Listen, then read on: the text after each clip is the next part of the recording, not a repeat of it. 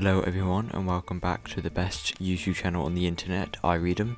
Today we have another episode of ProRevenge on the subreddit r/ProRevenge, and we have two stories today. But before we start, please make sure you click like, subscribe, the bell icon, and comment down below something. I'll probably reply to it. Check out the Instagram link too, all of that good stuff. And so yeah, anyway, let's get on with the first story. Steal my underwear, enjoy your time in prison. This is a throwaway account for obvious reasons, and I'm sorry if my English isn't that good. My family moved into a third world country from Italy when I was 22 because my father said that he was getting old and wanted to go back to his country. Every week or so, when my cousins would visit, some stuff from my room would go missing. Sometimes it was money, and sometimes it was random things which annoyed me. One day, we were visiting them. My aunt asked me to get her something from her son's room. I was planning on taking a look around the room to see if he was the one stealing from me, but when I entered the room, I found one of my underwear on the ground. I took pictures and then tried to grab it, only to find it was full of his, I was angry, but I left the room like nothing happened, like the pushover I am. Yeah, I'm not going to say that because YouTube might delete the video, so... My best friend back then was a lawyer, and when I told her about it, she told me there was nothing that I can do about it, legally, since I can't prove he stole it. But since he is the one stealing from me, I can make a trap by putting a camera in my room and using something expensive, that doesn't look expensive, as bait. I liked my friend's idea, and she suggested using an expensive alcoholic drink, so I bought a bottle for $10k US. The average salary in my country is $200 US a month, and I could only afford this because I started my own business on the internet back in college, and set the trap. When they came to visit, he stole the bottle and a wired bra that was on my bed. I told my best friend and she came with me to tell the police. When they brought him, he denied everything. But then my best friend gave the police the video and asked them to go through his room to look for the rest of my things. They found the underwear and a lot of stuff in there, and the bottle was empty.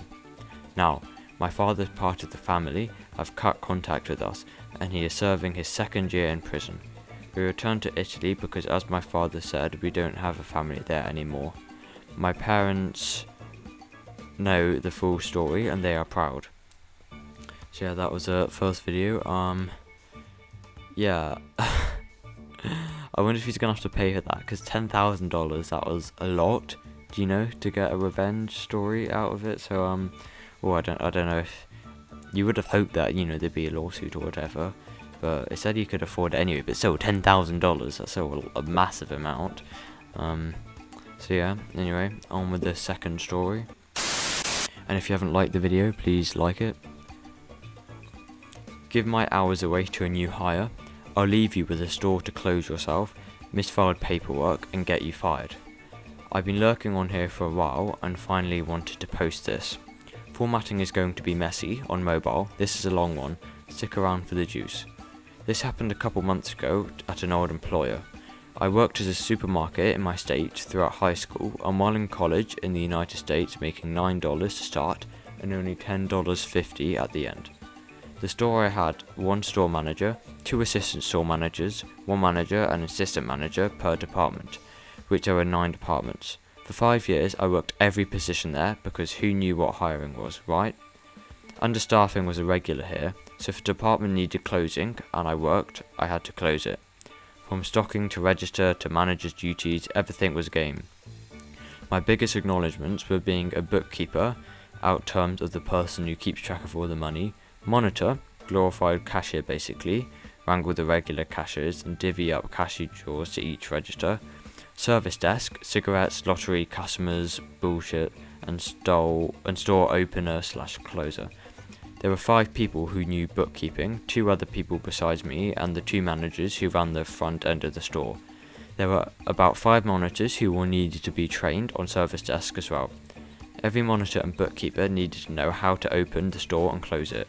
For being a supermarket in town with about 20,000 people, we were severely understaffed. I worked 12 to 16 hour shifts at least once a week because people would call off all the time. Keeping in mind this for later on. Backstory. I started working here at 16 in high school, originally as a stock person. 25-hour work weeks eventually moved up to 35+ hour work weeks. Moved up to register, the monitor and service desk, and finally bookkeeping when I turned 18. Now 21. The hours are always good, never had a week drop below 35 hours at least, but it all changed because of some head. At the start of COVID-19, I was working while in college, so all of these guidelines had to be followed. Everyone needed their toilet paper and hand sanitizer to keep COVID-19 away. No biggie. On top of the guidelines, we also had been hiring a copious amount of people.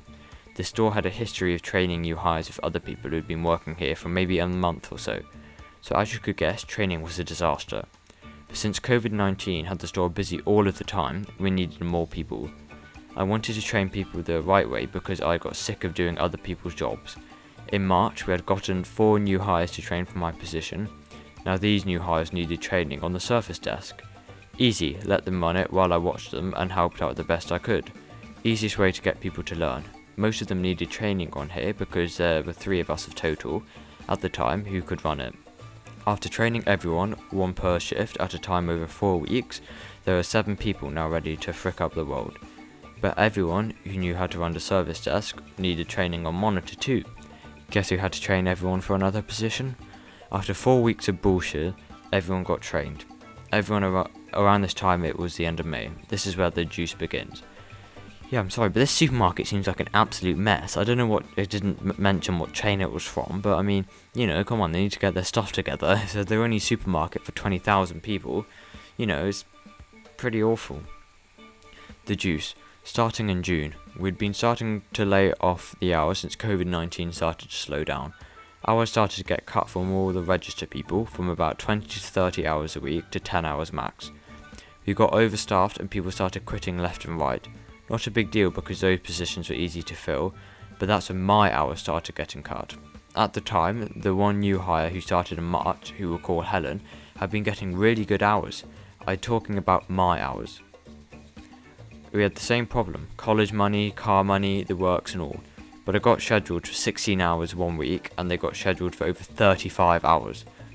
Not once since I was 18 did I get less than 35 hours. So I decided to confront the assistant manager who was in charge of scheduling. We'll call him Frank. Me. Hey Frank, I noticed my hours got cut. What's happening? Frank. I know, everyone's hours are getting cut. I have to make room for everyone, you know? Me. I couldn't help but notice Helen's getting quite the hours, so you made room for her and no one else? Frank, I was unaware of that. I'll get you some more hours next week. The reset of the week was kind of boring since I was a workaholic. No one called me to cover shifts or anything. The following week, I asked around to see who covered shifts last week, and as it turns out, that all the new hires got called first. That kind of pissed me off, but hey, can't do anything about it now. Later that day, I scheduled, and what do you know, the same 16-hour week. I was livid at this point. I should have been honoured for my seniority there, not getting fricked over in hours. I went back to Frank and confronted him. Me, hey, what the hell is this? I thought you'd be finding me hours this week. I can't live off this. Frank, well, it turns out I couldn't find you hours. I tried calling me. Bullshit. You tried to call me, not a single person called me. Instead, all the new hires got called. What the hell, man? Frank, there's nothing I can do. You might have just to find another job. That pissed me off beyond belief. I was ready to pop, but this is when my bright idea came into play. For a couple of days, I searched around for other supermarkets in my area offering jobs. After about a day of searching, I found a job paying double what I made now for the same qualifications. I gave them a ring and got an interview for the following week. The following day, I went into work for what I didn't know was my last shift, and told Frank what was happening. Hey Frank, I just wanted to let you know I took your advice. Frank, advice? You mean finding another job? Me, you are freaking right. I hope you have fun. I will never forget the look on his face, completely baffled. He didn't expect me to actually find another job so quickly. This is where my revenge began. Revenge. After I walked out of Frank's office, I went around doing my usual work. During every shift, a metric frick ton of paperwork needed to be processed in the computer in order to close the store correctly and set up bookkeeping for the next day. Fun fact, in that day particular was Snap Day. For those who don't know what that is, it's the day the government funded food stamps arrived on everyone's EBT card monthly. That day I decided to say frick paperwork and just don't do it. I was quitting that day because my anger got the better of me. The store closes at 12 AM and I walked out of that hall as free as I can be. The next day I woke up to find some really obnoxious and angry texts from co-workers.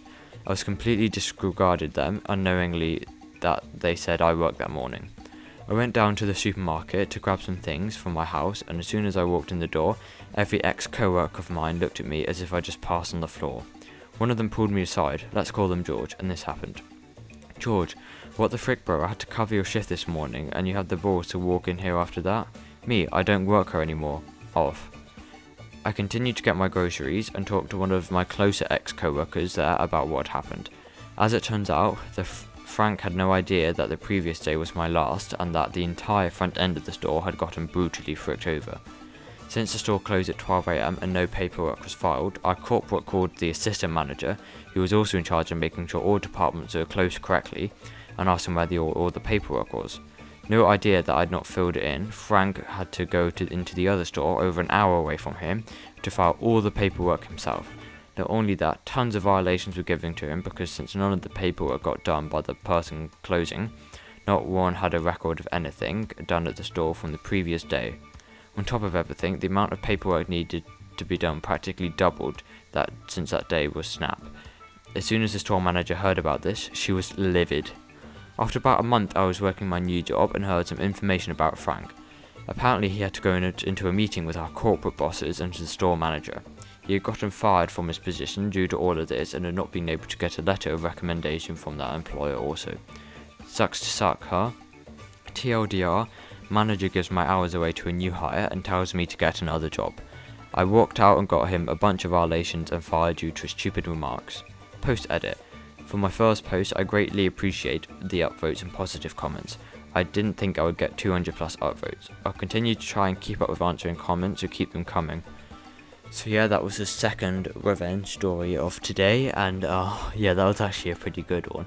I mean, I'm sorry, but if you know, it's just a company which constantly get new people coming in and out because, you know, they're not very good at keeping employees because it's a bad company, you would at least, you know, at the very minimum, give your best, you know, employee all the hours you can. I mean, or at least share them out, but you know, in the end, he got double. That was amazing, double. That's why you should, you know, never work in one place for too long because, you know, they won't pay you as much. And so, you know, they won't give you enough pay rises. But if you can move to a different place, that, you know, they can pay you a lot more starting salary. So you should do that every few years. But, yeah, I mean, double. That must make a massive difference for his life. Anyway, thank you for everyone for watching this episode of ProRevenge. Please like, comment, subscribe, click the bell icon for more videos. And that is it. So, goodbye.